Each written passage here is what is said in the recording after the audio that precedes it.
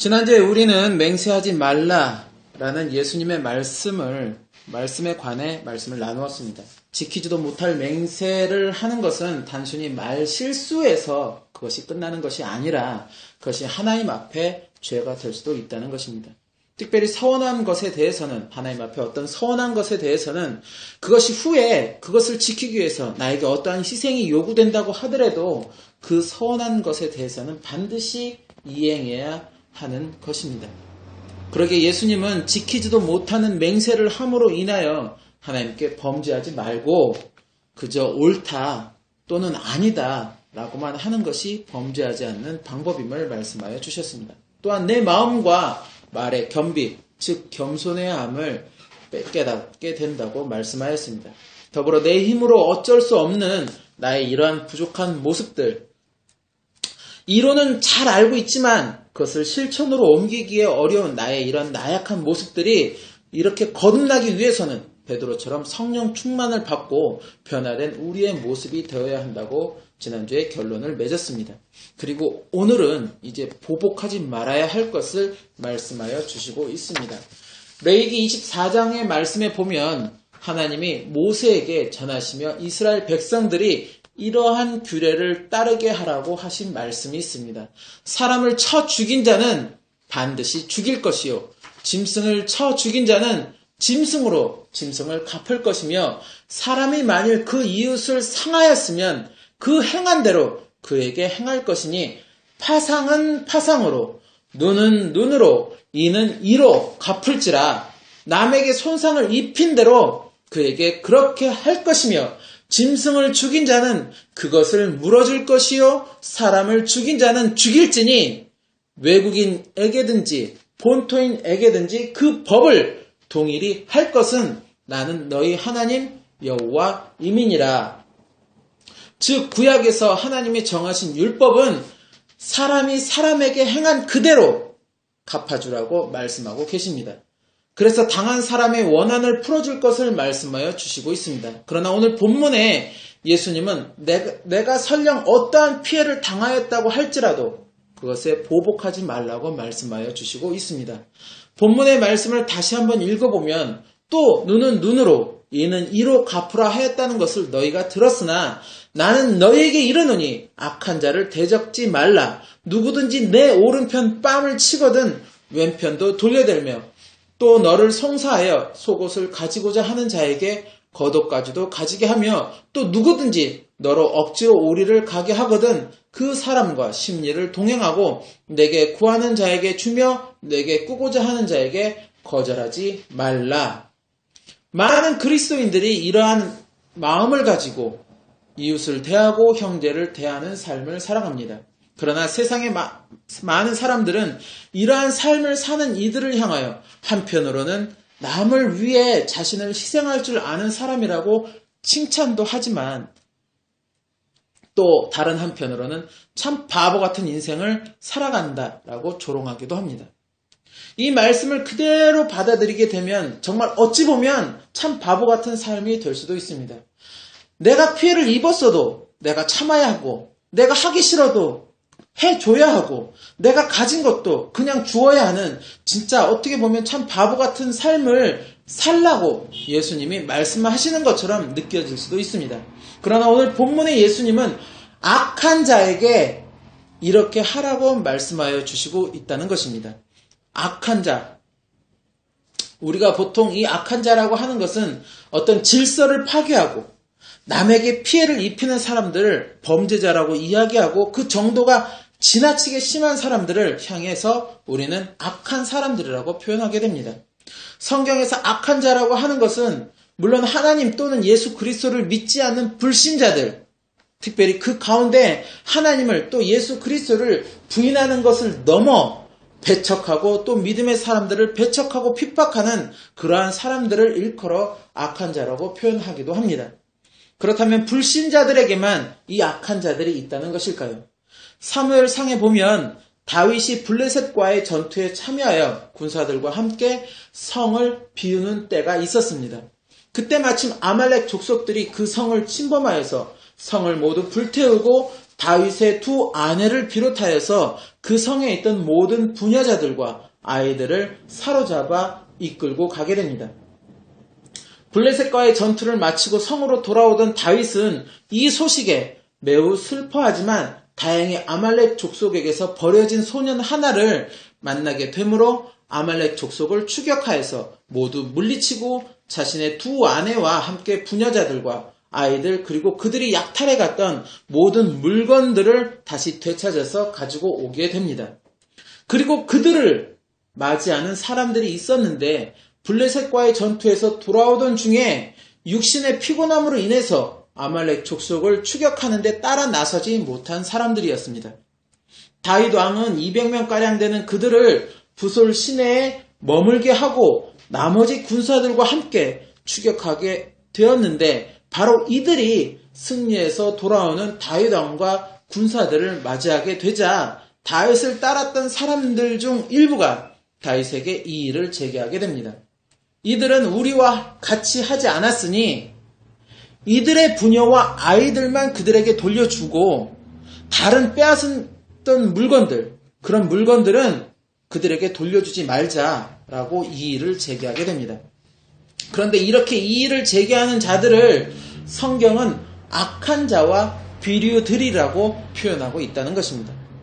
비류라는 것은 사람답지 않은 사람, 즉 도덕적이지 못하거나 인성이 제대로 갖추어지지 못한 그런 사람들을 의미하게 되고 우리가 보통은 이런 사람들을 지금은 뭐라고 부르냐면 불량배, 즉 껄렁껄렁하고 지멋대로 행하고 그냥 남에게 피해를 주기 좋아하고 그냥 본의를 행하는 그런 불량배들을 비류라고 불려지게 된다는 것입니다. 사무엘상 30장 21절에서 23절 말씀을 보면 다윗이 이 왕에 피곤하여 능히 자기를 따르지 못함으로 부솔 시내에 머물게 한 200인에게 오매 그들이 다윗과 그와 함께한 백성을 영접하러 나온지라. 다윗이 그 백성에게 이르러 문안하매 다윗과 함께 갔던 자 중에 악한 자와 비류들이 다 가로되 그들이 우리와 함께 가지 아니하였은즉 우리가 도로 찾은 물건은 무엇이든지 그들에게 주지 말고 각 사람의 처자만 주어서 데리고 떠나가게 하라 하는지라. 다윗이 가로되 나의 형제들아 여호와께서 우리를 보호하시고 우리를 치러 온 그 군대를 우리 손에 붙이셨은즉 그가 우리에게 주신 것을 너희가 이같이 못하리라. 여기서 다윗은 이 악한 자와 비류들을 향하여서 나의 형제들이라고 이야기하고 있습니다. 즉 이들은 같은 하나님이 택한 이스라엘 백성들이었고 다윗을 왕으로 섬기는 사람들이었으며 다윗과 함께 목숨을 걸고 전쟁터에 나아가 싸웠던 사람들이었습니다. 그래서 다윗은 이들을 나의 형제들이라고 이야기하고 있지만 반면에 성경은 이들을 악한 자라고 이야기하고 있다는 것입니다. 육신이 약해서 또 어떤 사정이 있어서 함께하지 못하였고 왕이 또한 그것을 알았기에 같이 따라오지 말고 그곳에 머물러서 있으라고 허락까지 한 사항에 대해서 자신들은 추격해서 그들과 싸워서 수고하여서 그것들을 탈취해 왔고 이들은 그렇게 하지 않았고 여기서 쉬었으니 차별을 두어야 된다. 차별을 둬야 한다고 외치는 그들이 바로 성경은 악한 자라고 표현하고 있다는 것입니다. 또한 마태복음 13장에 예수님의 씨 뿌리는 비유에서 보면 예수님은 악한 자는 우리의 마음에 뿌려진 복음을 빼앗는 자라고 말씀하고 있고 악한 자가 뿌려서 자라난 가라지들은 바로 악한 자의 아들들이라고 말씀하고 있습니다. 즉 성경에 악한 자는 온갖 미혹과 유혹 또는 핍박 등을 통해 우리를 말씀에서 벗어나게 만드는 사람들이 바로 악한 자라는 것입니다. 그것이 불신자이든 같은 믿음의 형제이든 나를 말씀에서 넘어뜨리고자 하는 자는 바로 나에게 있어서는 악한 자가 된다는 것입니다. 그런데 오늘 본문의 말씀에서 예수님은 이러한 사람들이 나에게 피해를 준다고 해도 그것을 보복하거나 대적하려고 하지 말라고 말씀하십니다. 거기에 더하여서 그들이 내 오른뺨을 치거든 내 왼편도 돌려대고 즉 왼편뺨도 치라고 대주고 내 속옷을 탐하거든 내가 가진 겉옷까지도 그에게 주며 억지로 오리, 그러니까 지금으로 말하면 한 2km 정도 되는 길을 가자고 하거든 그 2배 심리 약 4km까지도 같이 가지고 무엇을 내게 얻고자 한다면 받을 생각하지 말고 그냥 주라고 말씀하고 있습니다. 그런데 40절에서 42절까지의 말씀, 즉 겉옷도 주고 심리를 같이 동행하여 주고 내게 꾸고자 하는 자에게 거절하지 말라라는 이 말씀이 혹시 악한 자의 요구가 아니라 가난하고 헐벗은 자가 그렇게 요구하는 것일 수도 있지 않겠는가? 그러면 당연히 줘야 되는 게 마땅한 거 아니냐라고 하는 의구심이 드는 말씀일 수도 있습니다. 그러나 다음에 나눌 말씀인 43절에서 5장 끝절까지의 원수를 사랑하라는 말씀에서도 그렇고 이 짝인 누가복음 6장 29절 30절의 이와 동일한 말씀의 내용을 봐서도 그렇고 나에게 이것을 요구하는 이들은 가난하고 헐벗은 불쌍한 자들이 아니라 나에게 악을 행하고자 하는 사람들이라는 것입니다. 누가복음 6장 29절에서 30절 말씀을 보면 내 이 뺨을 치는 자에게 저 뺨도 돌려대며 내 겉옷을 빼앗는 자에게 속옷도 금하지 말라. 물은 내게 구하는 자에게 주며 내 것을 가져가는 자에게 다시 달라지 말며 라고 오늘 본문의 말씀과 짝을 맞추고 있다는 것입니다. 그렇다면 왜 나에게 악을 행하고자 하는 자에게 예수님은 이렇게 행하라고 왜 일방적으로 어찌 보면 일방적으로 당하기만 하고 참기만 하라고 말씀하고 있을까요? 이 물음에 대해 사도 바울은 로마서에서 우리에게 이렇게 답을 주고 있습니다. 로마서 12장 17절에서 21절의 말씀을 보면 아무에게도 악으로 악을 갚지 말고 모든 사람 앞에서 선한 일을 도모하라. 할 수 있거든 너희로서는 모든 사람으로 더불어 평화하라. 내 사랑하는 자들아 너희가 친히 원수를 갚지 말고 진노하심에 맡기라. 기록되었으되 원수 갚는 것이 내게 있으니 내가 갚으리라고 주께서 말씀하시느니라. 내 원수가 줄이거든 먹이고 목마르거든 마시우라. 그리함으로 내가 숯불을 그 머리에 쌓아 놓으리라. 악에게 지지 말고 선으로 악을 이기라. 일단 원수를 갚는 것이 바로 하나님에게 있다. 즉 하나님의 권한이라는 말씀입니다. 따라서 원수를 갚는 것은 내 몫도 내 권한도 아니라는 것입니다. 수모를 당하고 핍박을 당한 피해자가 나 본인이라고 할지라도 그에 대한 보복, 그에 대한 원수는 내가 하고 내가 갚는 것이 아니라 바로 하나님의 행하실 일이라는 것입니다. 하나님의 행하실 일을 하나님이 내게 허락도 하지 않았는데 그 하나님의 허락도 없이 내가 행하는 것은 하나님의 뜻대로 하지 않는 불순종을 범하는 것이 되고 내가 아무리 선한 일을 하였다고 하여도 하나님의 뜻대로 하지 않는다면 분명코 주님은 나는 너를 모른다. 하나님의 뜻대로 아버지의 뜻대로 하지 않는 나는 너를 모른다라고 말씀하신다는 것입니다. 그리고 그 불순종한 자들에게 예수님은 불법을 행한 자들이라고 이야기하신다는 것입니다. 불법을 행하였다는 것은 결국 죄인이라는 소리가 되고 죄인은 결코 천국에 들어갈 수 없다는 것입니다. 그리고 보복을 하고자 하는 생각과 마음은 일단 그 상대를 향한 내 마음의 어떤 미움이나 원망이 내 안에 존재해야 하는 것입니다. 누구를 끊임없이 미워하고 누구를 끊임없이 원망하는 것은 마귀가 나를 침범할 수 있는 그런 틈을 제공하는 것이라고 사도 바울은 에베소서에서 전하고 있습니다. 에베소서 4장 26절 27절에 분을 내어도 죄를 짓지 말며 해가 지도록 분을 품지 말고 마귀로 틈을 타지 못하게 하라. 또한 내 마음에 쌓인 원망이나 미움, 분노로 인하여 나를 절제하지 못하고 결국 죄를 범할 수도 절제하지 못하면 결국 그것으로 인해서 나는 죄를 범할 수도 있다는 것입니다. 그리고 원한에 의한 보복은 또 다른 원한을 낳게 된다는 이야기도 있습니다. 결국 그 보복이 한 번으로 인해서 그것이 끝맺음을 맺는 것이 아니라 계속해서 반복되고 그렇게 이어질 수도 있다는 것입니다. 이것을 끝내려면 그것을 끝내고자 한다면 결국 누군가는 결국 누군가는 자신의 피해를 온전히 감수하고 인내하며 자기 선에서 그것을 마무리를 맺어야 하는 것입니다.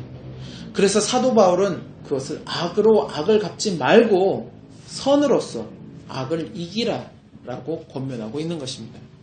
오늘 본문에 예수님이 악한 자에게 보복하지 말라고 하신 말씀은 우리에게 그냥 그저 얻어 터지고 빼앗기기만 하는 그런 바보 같은 인생을 살라고 하시는 말씀이 아닙니다. 우리에게 다가오는 악한 자들은 그러한 일들을 통해 결국 우리도 말씀에서 어긋난 인생이 되기를 바라고 하나님과 멀어지기를 기대하고 있다는 것입니다. 선한 사람은 계속해서 선을 내고 악한 자는 계속해서 악을 낸다고 예수님은 말씀하셨습니다. 그러기에 그 악한 자에게 내가 같이 동화될 수 있는 것 같은 어떤 빌미를 제공해서는 안 된다는 것입니다. 될 수 있는 한 그러한 자들과 관계를 끊어내는 것이 좋겠지만 그럴 수가 없는 상황이라면 내가 그들의 그러한 미혹이나 유혹에 넘어가지 않도록 나 스스로를 지켜야 한다는 것입니다. 그 지키는 방법이 그들과 맞서서 싸우는 것이 아니라 내가 해줄 수 있는 최선의 선으로 나를 지킨다는 것입니다. 그리하면 사도 바울의 이야기처럼 그 악한 자는 언젠가 반드시 하나님의 심판대에서 그에 대한 처벌을 받게 될 것이고 나는 말씀을 지키며 선을 행하였으므로 그에 합당한 상을 받게 될 것입니다. 그리고 당장의 분을 해결하고 내 원망을 해결하고자 보복을 행하게 된다면 나의 분도 가라앉고 내 원망도 해결할 수 있을지는 모르지만 결국 나도 그와 같은 죄인이 된다는 것을 우리는 결코 잊어서는 안 된다는 것입니다. 구약에서 하나님은 분명 파상은 파상으로 눈은 눈으로 이는 이로 갚을지라 라고 말씀하셨습니다. 그러나 그 앞에 레위기 19장 말씀을 보면 너는 내 형제를 마음으로 미워하지 말며 이웃을 인하여 죄를 당치 않도록 그를 반드시 책선하라. 원수를 갚지 말며 동포를 원망하지 말며 이웃 사랑하기를 내 몸과 같이 하라. 나는 여호와니라 라고 말씀하셨고 오늘 본문에 해당하는 레위기 24장의 이 율법에 관한 말씀을 하시기 전에 그 앞에 뭐라고 기록이 되어 있냐면 하나님의 이름을 말로서 회방한 죄인이 있었습니다. 이 죄인을 그 말을 들은 모든 사람들이 그의 머리에 안수를 하고 그에게 죄에 대한 값을 받도록 명하신 다음에 이러한 율법의 말씀을 전하신 것입니다. 즉 죄는 죄를 범한 것에 따라서 벌을 받는 것이 마땅한 것이지만 그렇다고 해서 그를 미워하고 원망하는 마음으로 처벌을 행하지는 말라라는 말씀인 것입니다. 사람들은 율법의 그 진정한 의미를 외면하거나 깨닫지 못하고 형식적인 율법에만 치우쳐가고 결국 그 율법을 예수님에게 적용하면서 예수님을 십자가에 못 박게 하였습니다. 그러나 예수님은 오늘 본문을 통해서 하나님이 세우신 율법의 진정한 의미를 깨닫도록 말씀하여 주십니다. 우리가 이 세상을 살아가면서 해야 하는 것은 어떤 누구를 정죄하는 것도 그 어떤 누구를 처벌하는 것도 심판하는 것도 아닙니다. 오직 그것을 행하시는 이는 하나님 한 분이시며 구약에서 하나님은 율법의 엄중함을 보여주시기 위해서 당시의 제사장들을 통해서 또 선지자들을 통해서 하나님의 권한을 이행하셨다는 것입니다. 따라서 정죄하고 심판하는 그 모든 것은 다 하나님께 맡기고 우리는 오직 이 땅에서 말씀에 합당한 선을 쌓아가는 삶을 살아가야 하는 것입니다. 말씀에 합당한 선, 즉 하나님께서 원하시고 하나님의 뜻대로 행하는 삶은 어쩌면 많은 벽에 부딪혀야 할 때도 있고 또 고통이며 고난의 순간을 맞이할 때도 있습니다. 그러나 그러함에도 불구하고 끊임없이 인내하고 하나님을 의지하며 말씀에 순종하는 삶이 될 때 언젠가 우리는 그에 대한 보상을 반드시 받게 되는 날이 있을 것이라는 것입니다. 성경은 또한 분명히 그것을 우리에게 약속하여 주고 있습니다. 설사 그 어떤 보상이 내게 주어지지 않는다고 하여도 우리는 하나님의 백성이고 하나님의 자녀로서 마땅히 하나님의 뜻대로 하나님이 원하시고 기뻐하시는 그러한 삶이 되어야 한다는 것입니다. 갈라디아서 5장 18절에는 너희가 만일 성령의 인도하시는 바가 되면 율법 아래 있지 아니하리라 라고 말씀하고 있습니다. 즉 성령 충만함으로 성령의 인도하심에 따라 사는 인생은 율법의 제약을 받지 않는다는 것입니다. 이 말씀이 성령의 인도하심에 따라 사는 인생은 율법을 무시해도 된다? 라는 의미가 아닙니다. 오히려 성령의 인도하심에 따르는 삶은 결국 하나님의 마음에 합한 삶이 되는 것이고 하나님의 뜻대로 행하는 삶이기에 이미 율법대로 행하고 율법을 완성하는 그런 삶이 된다는 것입니다. 그리고 예수님은 그 율법을 폐하기 위함이 아니라 완성하기 위해서 오셨다고 말씀하셨고 자신의 삶으로 그것을 증거하셨고 우리에게 본이 되어 주셨던 것입니다. 따라서 우리가 항상 하나님께 먼저 구해야 하는 것이 바로 성령 충만이어야 하는 것입니다. 성령 충만을 받을 때 예수님의 제자들도 초대 교인들도 변화된 삶이 되었고 거듭난 인생들이 되었으며 성령의 인도하심 따라 복음을 전하며 여러 가지 능력을 나타내며 담대하게 순교의 자리까지 나아가는 인생들이 되었던 것입니다. 스데반은 순교의 자리에서도 결코 자신을 정죄하는 저들에게 하나님, 저들에게 복수해 달라고 기도하지 않았습니다. 오히려 이 죄를 저들에게 돌리지 말아 달라고 기도하고 그는 죽음을 맞이하였다는 것입니다. 이것은 어떤 선택받은 어느 특정한 그런 자만이 할 수 있는 그런 능력의 삶이 되는 것이 아닙니다. 우리도 똑같이 그와 같이 성령의 충만을 받게 되면 그들과 똑같은 인생을 살아갈 수 있다는 것입니다. 우리 모두가 이러한 소망으로 한마음 한뜻으로 기도하며 성령 충만을 받아서 성령의 인도하시는 바에 따르는 인생, 하나님이 기뻐하시고 인정하시는 그러한 인생들이 되시기를, 또 그래서 우리만 성령 충만을 받은 것이 아니라 우리의 그 성령 충만 받은 것을 우리의 가족들에게, 우리의 이웃들에게 전파하며 그들에게도 성령 충만이 이루어질 수 있는 그러한 인생들의 삶이 되시기를 예수님의 이름으로 축원합니다.